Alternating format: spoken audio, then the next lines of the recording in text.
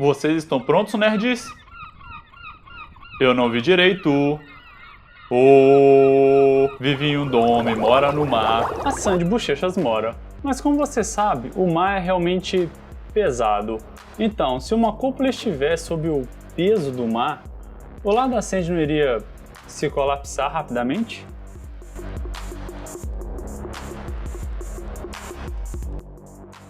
Em Bob Esponja Calça Quadrada, a personagem Sandy Bochechas é um esquilo do Texas que vive no fundo do mar com o auxílio de uma cúpula gigante transparente, completa com um carvalho, uma mesa de piquenique e uma roda de corrida. Realmente um tipo de aquário ao avesso. Ok, mas poderia realmente existir considerando a pressão esmagadora do oceano? Isso depende principalmente do peso da água diretamente acima da casa da Sandy. Se você dividir isso pela área com a qual estamos interessados, você obtém uma pressão. E você pode calcular essa pressão tomando a densidade da água acima da cúpula, ρ, multiplicando pela gravidade, G, e multiplicando isso por H, ou a altura acima da superfície da cúpula, que é o que estamos interessados aqui. Agora, se isso nos der uma pressão alta demais, a Sandy pode acabar se dando mal. Então, qual deve ser o valor deste H? De acordo com o próprio criador do desenho, a fenda do Bikini fica, na verdade, no fundo do mar de Atol de Bikini, um arquipélago das Ilhas Marshall localizado no Oceano Pacífico que ficou famoso por abrigar 23 testes nucleares diferentes nas décadas de 40 e 50. O fundo do mar de Atol de Bikini não é muito mais profundo do que 53 metros. Então, esta vai ser a altura da nossa coluna de água. Teste nuclear? Cara, aposto que eles são todos mutantes. Para encontrarmos a força dessa água, precisamos do peso de toda essa água, o que significa que precisamos primeiro do volume de toda esta água. De acordo com o Ink Esponja, a casa da Sandy tem cerca de 10 metros de altura, então este é o nosso raio. Se usarmos isso e um pouco de matemática, podemos obter o volume dessa coluna de água e multiplicá-la pela densidade da água e a gravidade da Terra e obter o peso ou a força de toda esta água acima de sua casa. Alguns momentos depois... Se fizermos tudo isso, podemos obter o volume que queremos e, portanto, o peso que queremos. E quando você faz isso, você obtém 1,43 vezes 10 elevado a 8 newtons, ou 143 milhões de newtons de força que a água do mar faz sobre a simples residência da Sandy. Isso soa como muita força para uma cúpula suportar, mas o que realmente precisamos saber aqui é a pressão.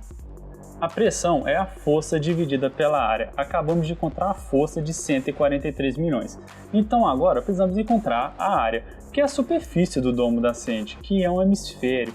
Já sabemos que ele tem um raio de 10 metros e, graças à geometria, sabemos que a área da superfície externa de um hemisfério é igual a 2πr ao quadrado.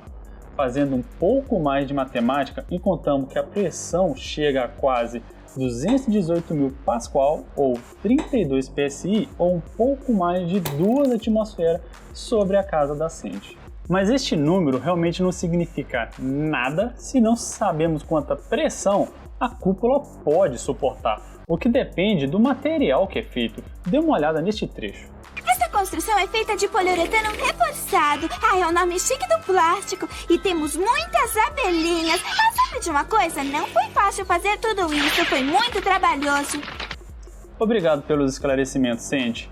De acordo com a própria Sandy, a sua casa é feita de poliuretano. E o poliuretano tem uma resistência à compressão de 20.000 psi. Este material pode certamente fazer uma cúpula muito forte. Achei que você fosse mais forte. Algo que os engenheiros e provavelmente a própria Sandy levou em consideração para fazer a sua casa foi a diferença de pressão interna e externa. mas para explicar como a casa da Sandy deve funcionar, eu vou usar como exemplo um submarino. O submarino do OK Nerd. Independente de qual seja o submarino, todos, sem exceção, devem ter um projeto de quanta pressão conseguem suportar. Sem isso, não saberíamos qual profundidade nosso pequeno submarino poderia alcançar, e isso simplesmente seria trágico. Uma das coisas que devem ser levadas em consideração é que os submarinos possuem uma pressão interna em torno de 1 atm, pelo simples fato de que nós seres humanos lidamos melhor com a pressão de 1 atm.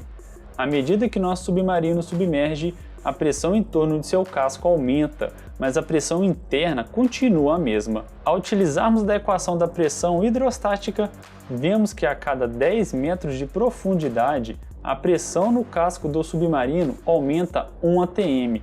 Isso equivale a um peso de 1 kg por cada centímetro quadrado. Um submarino a 300 metros de profundidade tem uma pressão de 31 atm. Se olharmos mais de perto, o material que o submarino é feito deve suportar uma compressão de 32 atm. Levando essas mesmas condições para a casa da Sandy, o poliuretano suporta uma compressão de 20.000 psi, ou 1.360 atm. A 50 metros, que é onde se encontra a fenda do biquíni, a pressão são de apenas 6 atm, o que levaria a uma força de compressão de 7 atm. Se a Sandy quisesse, ela poderia morar muito mais fundo do que isso. Se bem construído, poderia atingir profundidades de até 2.500 metros. Isso é mais profundo do que onde vivem as lulas gigantes. É claro que nada disso importa se a Sandy não puder realmente viver dentro de uma árvore sob o mar. Então vamos analisar uma coisa primeiro.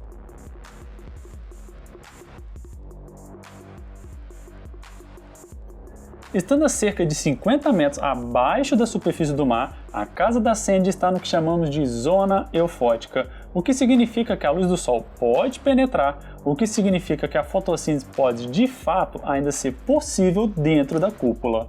Se levarmos em consideração que um humano adulto precisa de cerca de 7 a 8 árvores produzindo oxigênio por ano para sobreviver, um esquilo que pesa 10 vezes menos que um adulto conseguiria sobreviver tranquilamente com uma única árvore produzindo oxigênio. Portanto, tudo que a Sandy teria que fazer era fornecer dióxido de carbono e nutrientes suficientes para se sustentar. E meio que sabemos que isso funciona por causa disso. Este é o Jardim de Nemo, um projeto experimental que acontece na Itália que praticamente cultiva um jardim embaixo d'água. A casa da Sandy iria se colapsar na profundidade que está no fundo da fenda do biquíni? E a resposta é não. De acordo com a nossa matemática, a casa da Sandy poderia ter mais fundo do que isso, até que realmente ocorresse um problema em sua estrutura. Mas é claro que a Sandy não iria querer testar este limite, porque se um lula molusco normal já é chato, imagine este cara. Se você gostou do episódio de hoje, não deixe de curtir, compartilhar e se inscrever no canal para mais vídeos onde relacionamos a matemática com a cultura pop.